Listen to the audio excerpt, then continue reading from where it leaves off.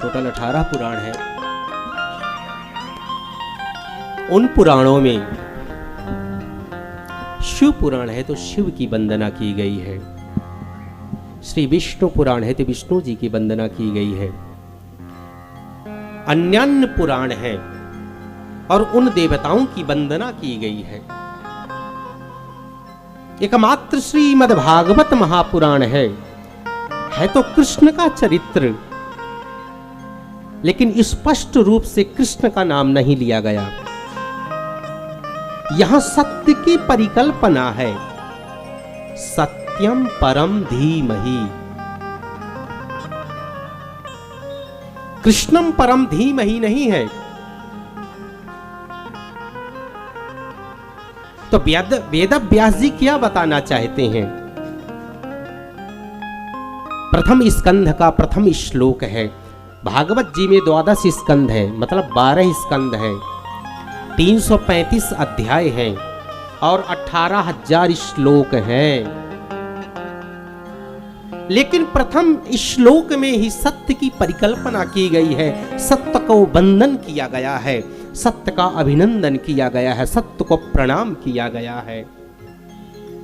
फिर बाद में वेद व्यास जी बताते हैं वो सत्य है कौन और हमने सत्य कृष्ण को क्यों कहा।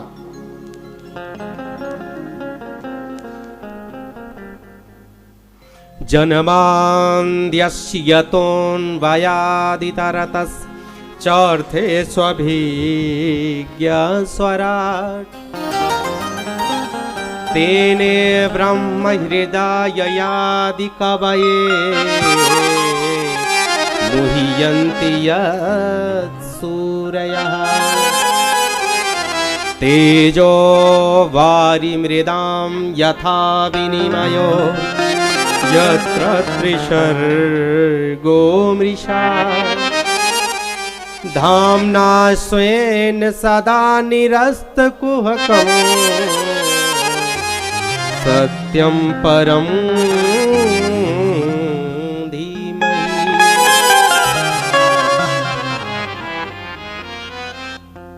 ब्रह्म सूत्र का द्वितीय सूक्त है, कौन सा है?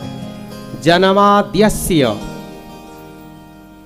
जन्म आदि विकार रहितस्य, ईदृशम कह ईदृशम कृष्ण ईदृशम सत्य सत्यम। अस्मिन् स्थाने सत्य की परिकल्पना है। जो कैसा है वो? जन्मादि आदि विकारों से जो रहित है। विकार किसमें होते हैं? जिसका जन्म होता है। जो मां के गर्भ से आएगा विकार उसके अंदर होगा, लेकिन इस विकारों से वो रहित है। अच्छा ये बताइए, हम छोटे हुए जन्म हुआ, फिर बड़े हुए, फिर और बड़े हुए, कुछ विकार हमारे अंदर आए, फिर मर गए।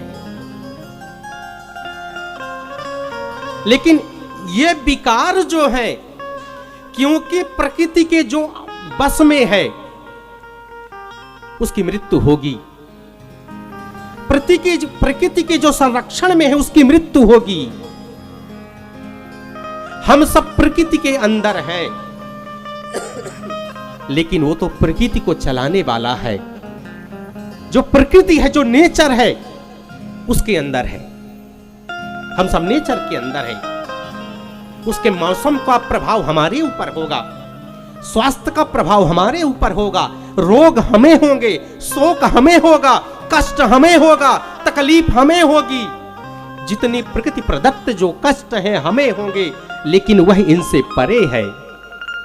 वो सबका स्वामी है। वो करते क्या है? वह उत्पत्ति करता है, वह स्थिति पालन करता है और वह संहार करता है, और वो विकारों से भी रहित है। जन्माद्यस्य यतो अन्वयादितरतश्चार्थेषु विज्ञा स्वराट्। चार्थेषु अभिज्ञः। अभिज्ञा का मतलब क्या होता है संस्कृत में? चैतन्यता। अभिज्ञा का मतलब क्या हुआ? चैतन्यता। वह चैतन्य है, प्रकाशित है।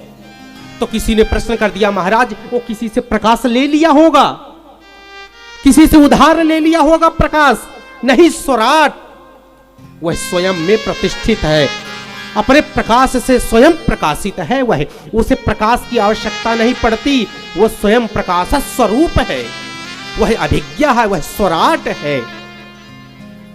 तेने ब्रह्म हृदय यादि कवये मुह्यन्ति यत् सूर्या। भैया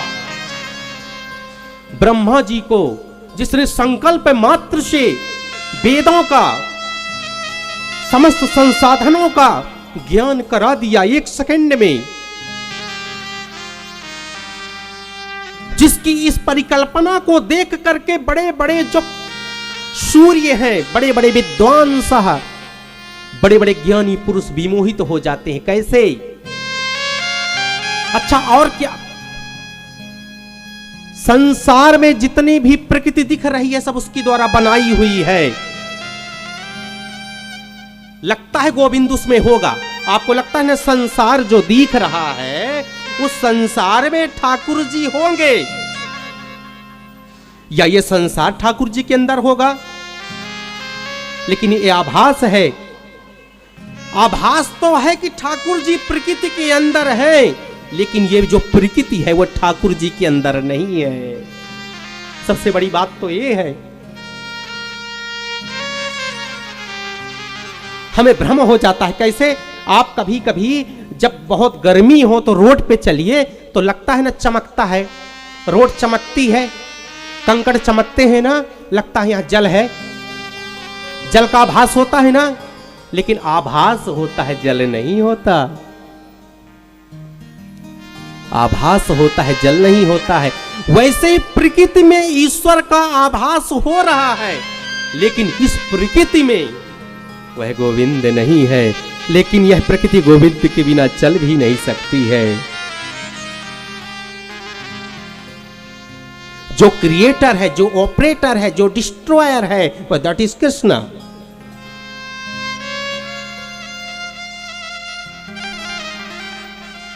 वो है नहीं, लेकिन उसका आभास हो रहा है।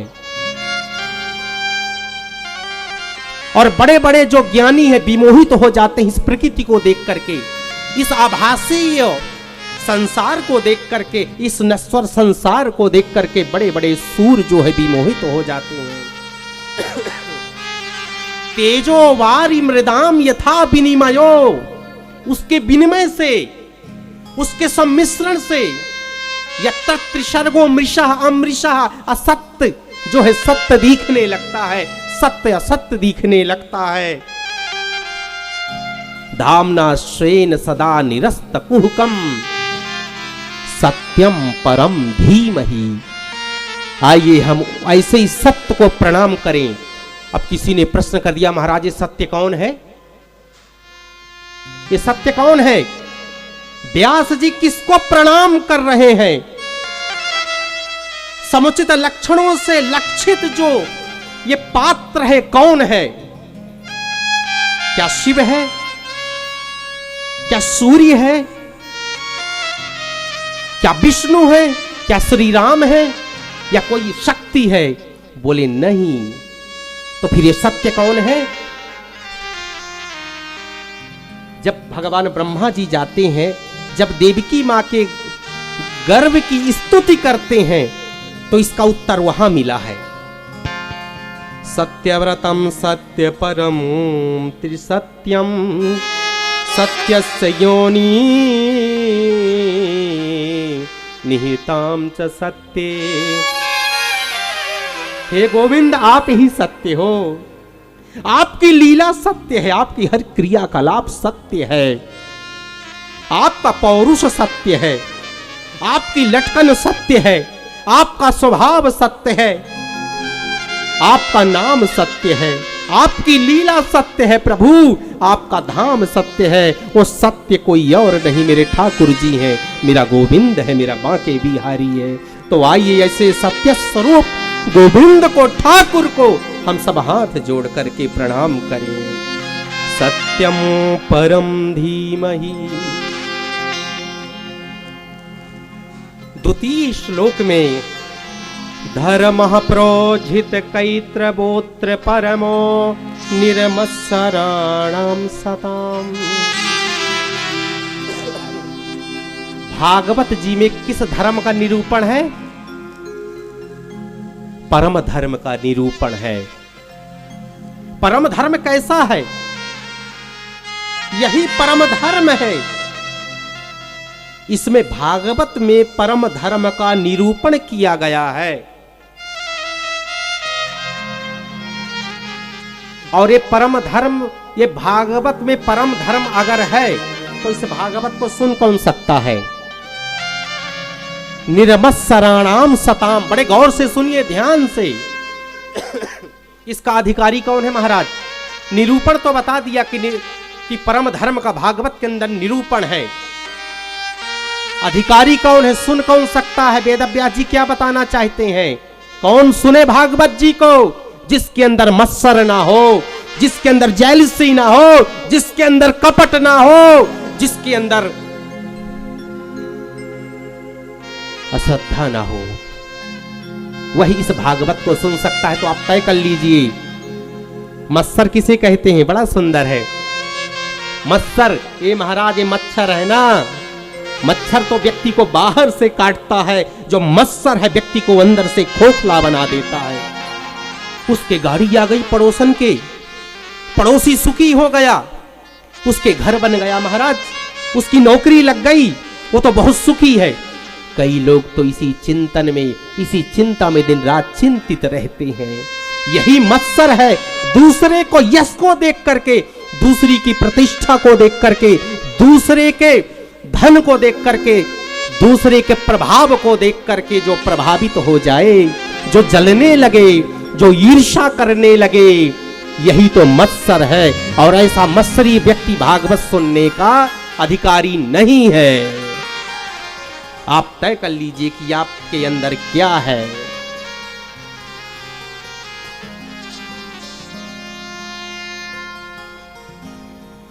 परम धर्म, निष्कपट धर्म का भागवत के अंदर निरूपण है। और उसको जो है कौन सुन सकता है? जो मत्सर से रहित हो, मत्सर से रहित हो। और क्या करती है भागवत? तापत्रयोन्मूलनम, तीनों तरह के तापों को भी नष्ट कर देती है। जब आप भागवत की महिमा को समझ जाते हैं, भागवत में किस धर्म का निरूपण है, भागवत को कौन सुन सकता है, भागवत सुनने से होता क्या है? दैहिक, दैविक, भौतिक तापा, तीनों तरह के तापों को भी नष्ट कर देती है भागवत। मानसिक कोई रोगी है, शारीरिक कोई रोगी है, किसी भी तरह का आध्यात्मिक रोग है, उसे मानसिक रोग है, किसी भी तरह का रोग है, अगर उसे भागवत को सुनता है, भागवत जी रोगों से निवृत्ति दे देती है, उसे मुक्त कर देती हैं। भव रोग से भी भागवत जी निवृत्त कर देती हैं और कृष्ण को हृदय में बैठा देती हैं। यही भागवत की महत्ता है, महिमा है। और जैसे ही आपने परिकल्पना की कि मैं भागवत को सुनूंगा, वेद व्यास जी के ये वाक्य हैं द्वितीय श्लोक के, श्रद्धा सद्यो हृदय वरुद्ध तेत कृत भी शुश्रूष विस्तक्षणात्। जैसे ही आपने सोचा कि मैं भागवत को सुनूंगी, मैं कलश यात्रा में जाऊंगी, मैं ठाकुर जी के श्री चरणों में बैठूंगी या बैठूंगा, आज मेरा परिवार भागवत जी का श्रवण करेगा, ठीक उसी समय गोविंद आपके हृदय में प्रविष्ट हो जाते हैं और दोबारा आपके हृदय से जाते नहीं है। ये गोविंद की घोषणा है, तुम आओ मेरे पास, तुम एक कदम आओगे मैं 10 कदम जाऊंगा। और यह पोथी नहीं, यह कृष्ण का स्वरूप है। भागवत जी स्वयं कृष्ण स्वरूप है। तुम पहले सोचो तो सही कि मैं कथा में जाऊंगा। गोविंद की यह घोषणा है कि जैसे ही आपने सोचा, गोविंद सुनने के पहले ही कर्ण रंध्रों के माध्यम से गोविंद हृदय में आकर के बंदी बन जाते हैं, अवरुद्ध हो जाते हैं, फिर कहीं जाते नहीं हैं। सोचिए, जब इतना सब कुछ मिल रहा है इस भागवत को सुनने से, तो हम यहां वहां क्यों जाएं?